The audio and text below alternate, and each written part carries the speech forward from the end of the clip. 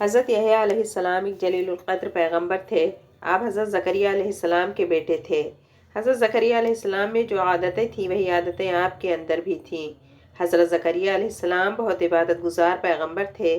حضرت یحییٰ علیہ السلام بھی اسی طرح اللہ کی عبادت کرتے تھے اور ہر وقت اللہ کا ذکر کرتے تھے۔ اللہ نے جو حکم دیا اس پر پوری طرح عمل کرتے تھے۔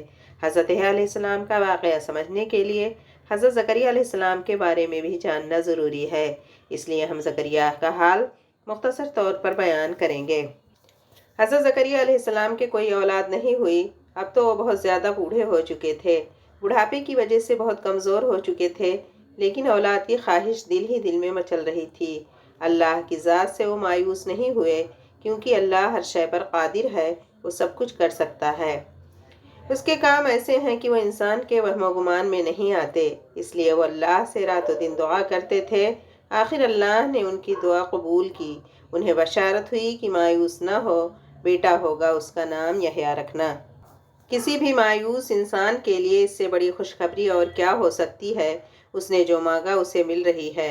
بشارت سن کر حضرت زکریا علیہ السلام بے خوش ہوئے۔ بشارت ملنے کے کچھ عرصہ بعد ان کی مراد پوری ہوئی، ان کے بیٹا ہوا۔ اللہ کے حکم کے مطابق بیٹے کا نام یحییٰ رکھا۔ نئی دریافت اور معلومات کے مطابق حضرت یحییٰ جس جگہ پیدا ہوئے اس پر عیسائیوں نے اپنی عبادت گاہ تعمیر کر لی۔ عیسائیوں کی عبادت گاہ کو گرجا کہتے ہیں۔ اس گرجا کا نام چرچ سان جان ہے، جہاں حضرت یحییٰ پیدا ہوئے۔ وہ جگہ بیت المقدس کے قریب ہے، اس کا مقام کا نام عین کریم ہے۔ حضرت یحییٰ علیہ السلام کے حالات جاننے کے لیے بیت المقدس اور قوم بنی اسرائیل کے بارے میں بھی جاننا ضروری ہے۔ تاریخ سے بات ثابت ہوتی ہے کہ بنی اسرائیل مصر سے نکلنے کے بعد مارے مارے پھرتے رہے، انہیں کہیں جائے پناہ نہیں مل رہی تھی۔ آخر میں انہوں نے اپنا ٹھکانہ بیت المقدس میں بنا لیا اور وہیں رہنے سہنے لگے، لیکن اپنی اخلاقی حالت درست نہ کر سکے بلکہ بدستور گمراہی میں پڑے رہے۔ ان کی بد اخلاقی اور گمراہی کا ذکر توریت میں بھی آیا ہے۔ احکام 10 میں ان خرابیوں کا ذکر کرتے ہوئے اس سے بچنے کی ہدایت کی گئی ہے۔ انہیں شرک کرنے سے منع کیا گیا۔ وہ لوگ ماں باپ کی عزت نہیں کرتے تھے، ناحق دوسروں کا خون کرتے تھے، عورتوں کی عزت نہیں کرتے تھے، چوری کرتے تھے، پڑوسیوں کو پریشان کرتے تھے، دوسروں کا مال غصب کرتے تھے، لوگوں سے اچھا برتاؤ نہیں کرتے تھے۔ قرآن کریم میں بھی بنی اسرائیل کے بارے میں اس طرح ذکر کیا گیا۔ اللہ تعالیٰ نے بنی اسرائیل سے عہد لیا کہ سوائے اللہ کے کسی کی عبادت نہ کرو، لوگوں سے اچھا برتاؤ کرو، نماز قائم کرو، زکوٰۃ ادا کرو، لیکن بنی اسرائیل اس پر عمل نہیں کرتے تھے۔ ان کی اخلاقی خرابیوں کی وجہ سے کئی بار انہیں ذلت و رسوائی کا سامنا کرنا پڑا۔ انہیں راہ راست پر لانے کے لیے پیغمبر آتے رہے، لیکن لوگوں نے ان کی باتوں پر کان نہیں دھرا بلکہ ان کی راہ میں رکاوٹیں کھڑی کرتے رہے۔ مذکورہ حالات جاننے کے لیے اس زمانے کے سیاسی اور ملکی حالات جاننا بھی ضروری ہیں۔ قدیم زمانے سے ملک عرب پر 2 ملکوں کا قبضہ رہا۔ عرب کے کچھ حصے پر فارس کی حکمرانی تھی تو کچھ حصے پر روم حکومت کرتا تھا۔ عرب ان 2 ملکوں کے غلام تھے۔ ان حکومتوں کو قیصر و کسریٰ کہا جاتا۔ ان 2 حکومتوں نے اپنے اپنے زیر قبضہ علاقوں میں مقامی سرداروں کو اختیارات دے رکھے تھے، اس لیے ہر سردار کسی نہ کسی حکومت کا نمائندہ ہوتا تھا۔ عرب کے باشندے ان کے احکامات کو ماننے کے پابند تھے۔ بیت المقدس جو عرب ہی کا علاقہ تھا، وہاں روم کی حکومت تھی۔ حضرت زکریا علیہ السلام بیت المقدس میں رہتے تھے۔ اس علاقہ میں سرداروں کے درمیان جھگڑا رہتا تھا۔ سردار بھی اسرائیلی تھے۔ کچھ سرداروں نے وہاں رومیوں کو دعوت دی۔ سرداروں کی کمزوری سے فائدہ اٹھا کر علاقہ میں رومی داخل ہو گئے اور اپنا سکہ جما لیا۔ سرداروں نے بھی ان کا خیر مقدم کیا۔ تاریخ کے مطابق حضرت یحییٰ کی پیدائش سے 62 سال قبل رومیوں نے بیت المقدس پر پوری طرح غلبہ حاصل کر لیا۔ ان میں سے ایک یہودی سردار جو ہیرود اعظم کے نام سے مشہور تھا اور رومی حکومت کا منظور نظر تھا، اختیارات اس کے ماتحت تھے۔ حضرت یحییٰ علیہ السلام کے زمانے میں شام اور فلسطین کا پورا علاقہ قیصر روم کے زیر اثر آ چکا تھا۔ حضرت یحییٰ علیہ السلام کا علاقہ بھی وہیں فرما رواں تھا۔ رومی بدخصلت، بے حیا اور بے شرم تھے۔ ان کی پوری زندگی گناہ آلود تھی۔ رومیوں کی دیکھا دیکھی یہودیوں نے بھی ان کی بدعادتیں اور بے شرمی کا طور طریقہ اپنا لیا اور گمراہی کا راستہ اختیار کر لیا۔ اللہ نے حضرت یحییٰ علیہ السلام کو پیغمبر بنا کر گمراہ قوم کی طرف بھیجا۔ آپ لوگوں کو تبلیغ کرتے کہ ماں باپ کی عزت کرو، عورتوں سے نرمی کا سلوک کرو، کسی کا حق نہ مارو، لوگوں سے اچھا برتاؤ کرو، کسی پر ظلم نہ کرو، جس کے پاس کھانا ہو بھوکے کو کھانا کھلائے، جس کے پاس 2 کرتے ہوں ان میں سے ایک کرتا ایسے ضرورت مند کو دو جس کے پاس نہ ہو۔ جو لوگ حکومت کی طرف سے ٹیکس وصول پر مامور ہوتے ان سے کہتے جو مقرر ہے وہی لو اور اپنی تنخواہ پر گزارا کرو۔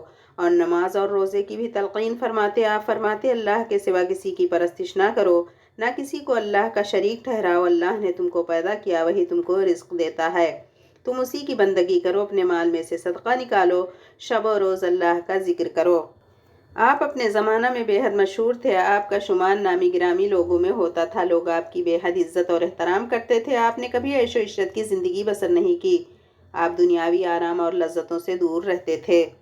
آپ نے اللہ کا ذکر کرنے کے لیے اپنا ٹھکانہ شہر سے دور جنگل میں بنا لیا تھا، ساری زندگی اسی سنسان جگہ پر گزار دی، لوگوں کو اللہ کا پیغام پہنچانے اور ہدایت کے لیے آبادی کا رخ کرتے اور لوگوں کو واعظ و نصیحت کرتے۔